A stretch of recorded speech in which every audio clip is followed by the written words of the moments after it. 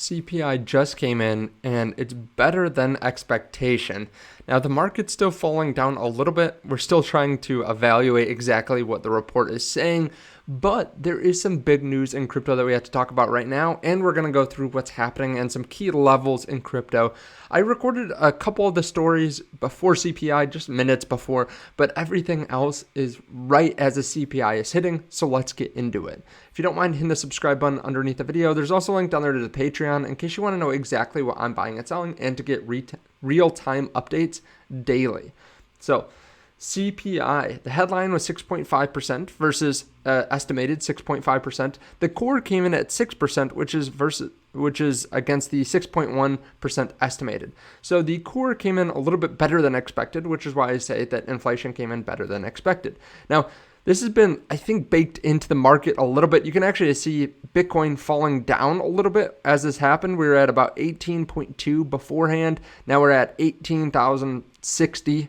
So a lot of people were expecting maybe even a little bit better of a reading, but still, this is significant progress. Last month, we had 7.1%, which was actually lower than estimated. The month before, we had the same thing, 7.7% versus 8% estimated.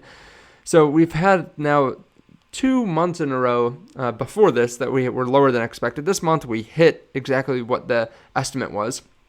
I think this is quite positive. I mean, just what was that? 6 months ago, we were at 9.1%. Now we're at 6.5. It looks like we're going to have a continuous decline in CPI. This is exactly what the Fed wanted. Now, of course, the Fed will probably say, hey, this is exactly why we're doing this, so we should continue to raise rates.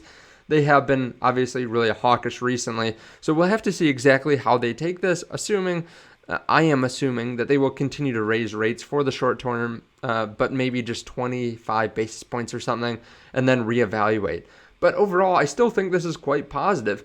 Now, we'll have to see exactly what happens to the market today. A lot of the time, right when the CPI report comes out, these assets swing up and down and liquidate a bunch of people.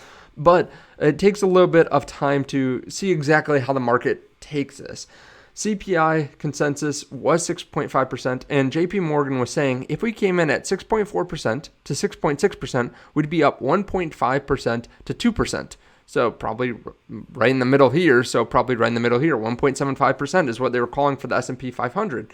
Again, we'll see what happens. But Bitcoin now is starting to move up a little bit, even just from a minute ago. Now at 18,216, realizing, hey, this is still quite positive long term. There are a couple key levels that we have to look at. This was the 100-day EMA, and it was right around 18,000. We jumped above it, which is great, but we got rejected yesterday at this $18,400 mark, basically, just a little bit short of that. And you can see a couple weeks ago, we got rejected here as well and fell back down to about 16,300. Hopefully we break through this, and then the next level that I'm kind of looking at is right here, 20,400. Obviously, 20,000 will be big as well. That's a psychological barrier. Same thing with 19,000, but 20,400, we've seen rejection there several times. And then after that, we're looking at 21,400, and you can keep on going from there. But I would be paying attention to those levels because that will be quite bullish if we can turn those into support. Now, we've had a lot of liquidations over the last 24 hours. We actually saw, again, a pretty green day the last 4 or 5 days in a row, but especially the last 2 days. And a lot of that is coming from some of these liquidations. We have $280 million in liquidations, but we've also had a lot of good news. And there's one crypto right now that's moving up more significantly than just about everything else. We also have some good news that we have to talk about after that. Now, one of the biggest movers over the last 24 hours was Avalanche. Now, at the time of this recording, right before CPI, they're up 23%. Cointelegraph is even saying that AVAX has now entered the breakout stage of a falling wedge pattern, saying that it could double in price by March 2023. So I'm not going to hit on this too much. I'm not going to go into this article because a lot of the time they're just looking at technicals. But here's the reason it's going up right now. They started pumping right at 1 p.m. yesterday. Now, why did this happen? Well, they announced that AWS is going to partner with Avalanche to scale blockchain solutions for enterprises and governments. Now, a lot of the time when we hear news articles like this, it's just that some crypto is using AWS. I've seen so many different cryptos say that they're partnering with AWS, but this actually sounds legitimate, like they're both working together.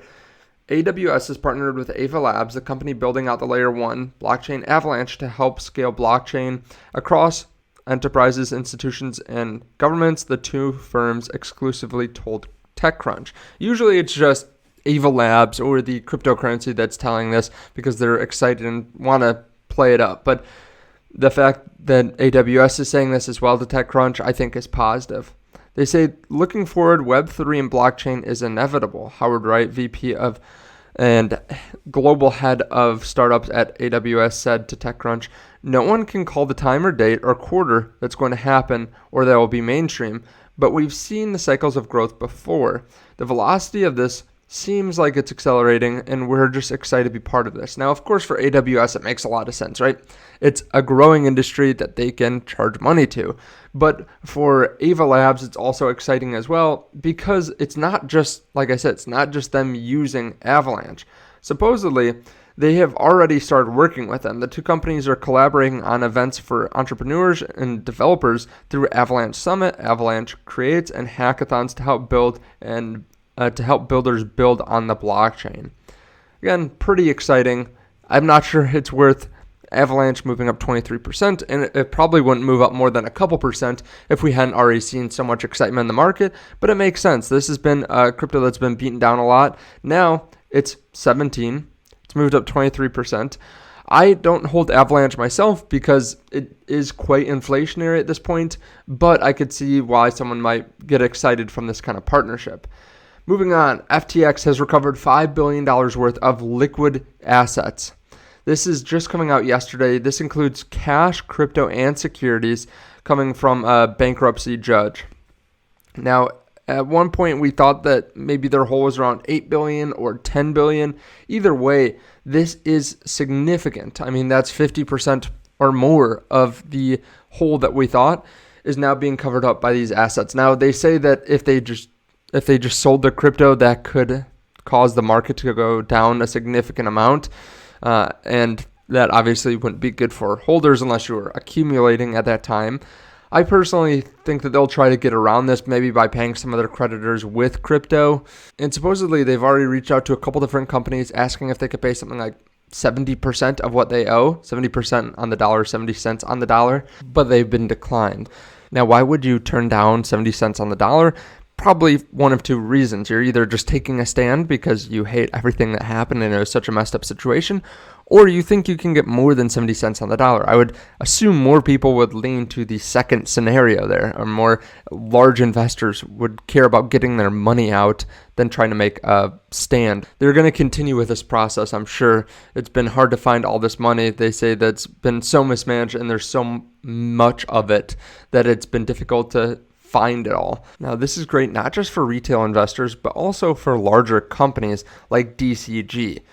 Recently, we talked about Cameron Winklevoss in that open letter calling for the removal of Barry Silbert.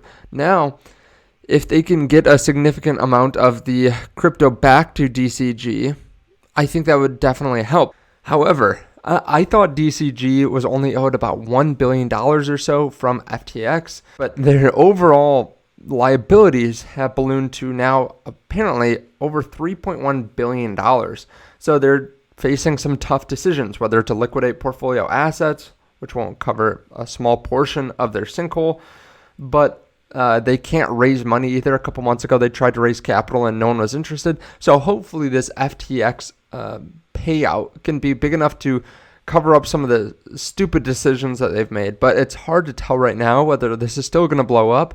Probably sounds like it is, but it's being delayed a little bit. Now, Barry Silbert recently took to Twitter and basically said, to my peers in the tranches, now is the time to collaborate, cheer each other's successes, and collectively take our industry to the next level. Let's all grow together, treat others with respect, and get back to having fun and making a dent in the universe.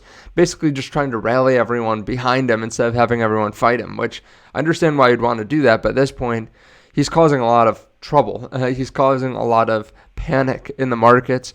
And if we can get all this behind us, all this drama and all this fear about these different centralized entities collapsing and a lot of people having to sell crypto on the open market, we could get some larger investors taking big positions. For example, Group 1 recently just took a MicroStrategy options position, so not directly influencing Bitcoin or crypto, but still they have the option to buy 1.3 million shares of MicroStrategy, which could be worth $200 million plus. Now, it sounds like they spent $50 million on these options. I could be wrong, but this is quite a large position for anyone, especially betting on MicroStrategy for an options play.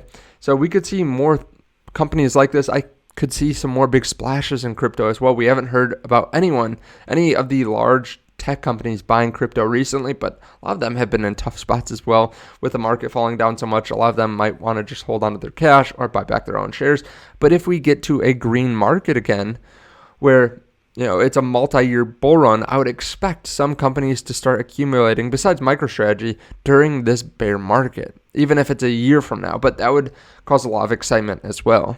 Now, thanks so much for watching this video. Again, hit subscribe if you want to see future videos just like this. I try to make them as quickly as possible while still giving great content and great information.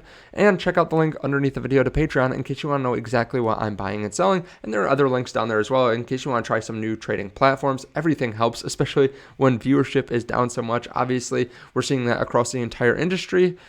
Thank you so much for watching again, and I'll see you in the next one. Bye.